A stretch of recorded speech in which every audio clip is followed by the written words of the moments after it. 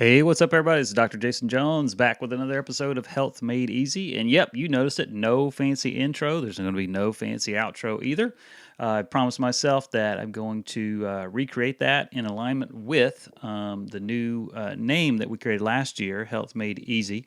And again, it's not because getting healthy is necessarily easy. It's just that one of the gifts that I have is to be able to take complex topics and break them down to the practical steps that you need to do to make change and make positive change in your life and in your health. So, January is one of those crazy months where we have 5 weeks. I typically do a 4 week podcast series on a particular topic so we can take a deep dive and break it up into small chunks instead of trying to do, an hour-long episode or something like that, which is nothing wrong with that.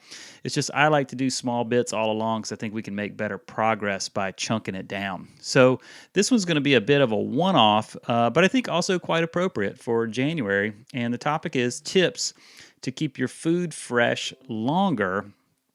And the reason I think that's appropriate is because a lot of people right now, since it's January 1st, the day I'm recording this, of 2019, a lot of people are going to be making changes to their health, to setting goals. Maybe they're setting resolutions. And you're going to love this month's series because it's all going to be about goal setting and achievement and actually getting the goals that you want. So, what we're going to do today, talking about tips to keep your food fresh, is because we're going to be making decisions along those lines, and we're going to be buying maybe food that we don't normally get, and we want to be able to keep it fresh as we're trying to consume it to make those changes. So, thing is that in today's world, a lot has changed in the food industry. Therefore, it's an expected concern of keeping your food fresh for longer. And, we didn't pay all that money to watch our food become like a breeding ground for mold. So we want to make sure that it lasts as long as possible.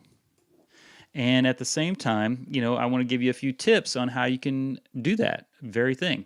So the first one is pretty straightforward. It's pretty simple. It is, and many of us have heard of this. We probably watch our grandma do it, or maybe our mom, is don't refrigerate your tomatoes. Refrigerating tomatoes actually kills the flavor. Also, their juicy texture does not find the cold very favorable as well. Store your tomatoes on the counter and allow them to ripen. Onions and potatoes should also not be refrigerated. They can be stored like in a cool, dark place, that doesn't have any moisture, maybe like your pantry. Second one is freeze your milk for several weeks ahead. Sometimes you may find that you have bought a gallon of milk and you're just not able to finish it. Now, I'm not a huge fan of commercialized milk, but I know that some folks are going to drink it. And I just don't like it because it doesn't do me that well. But what you can do is, like you're going to go on vacation or you're going to go on a business trip, you can freeze that milk. But before you do it, you just need to pour it into some containers, and or you could freeze the whole jug if you wanted. You just have to pour some of it out, especially if it's going to increase in volume as it freezes. But it can stay in the freezer for 4 to 6 weeks, if not even longer. You can freeze your eggs in a tray.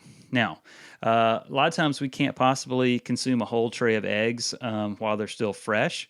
That doesn't mean that you can't buy a whole tray of eggs. All you need to do is freeze the eggs. Break the eggs, pour the contents into the ice trays. You can add some sugar or salt to preserve the texture if you want, and these eggs will stay fresh for whatever duration you need them. Personally, I wouldn't go past a couple of months, but they can certainly last longer than that. Refrigerate your apples. It's no secret that apples definitely stay fresher longer than any other fruit out there. Nevertheless, they can stay fresh even longer if we put them in the fridge. Furthermore, they can retain their taste when they're in the fridge, even for a very, very long time. This is very interesting, but also very effective, which is store your carrots in sand. Yeah, you heard me right. Sand decreases water vapor and consequently slows down the process of rotting. And therefore, it's not surprising that gardeners recommend that carrots should be stored in sand. This will help them last much longer and stay fresher. Keep your fridge at the right temperature. Inside your fridge, you should be somewhere in the 38 to 40 degrees Fahrenheit, and this will keep your food as fresh as possible without making it too cold. Check the expiration date before you start purchasing your food. I know this is an obvious one, but we kind of expect it to be fresh. I know that when I go to certain stores, and they have boxes upon boxes of the fresh food, and it's stacked, least the latest date to the best date, which is all the way in the back. A lot of times I will reach into that back box and get the freshest one, because I know that sometimes I just don't pay attention, and I end up buying things that are going to need to be consumed tomorrow, or I've got to turn right around and freeze them immediately. Grow your own food. This can help you tremendously, because you may or may not be able to grow like your own tomatoes or herbs or onions outside. But a lot of times, what you can do is you can do them inside, and then you can eat them without worrying about how long they've traveled in a truck, whether or not that truck was refrigerated, what they've been sprayed with or not sprayed with. That is a really good option for some people. Now, the last one is wrap your lettuce and your celery in a paper towel. So once you get your lettuce and your celery, remove them from the packaging and then wrap them in a paper towel, and then keep them in a storage bag. This will help them keep fresh much, much longer. Another thing you can do, and I do this with celery, is to take it out, wash it real good, chop it all up, and then we'll wrap it in a paper towel and then put it inside a Tupperware container. So hope these tips helped you out, and will keep your food fresh longer.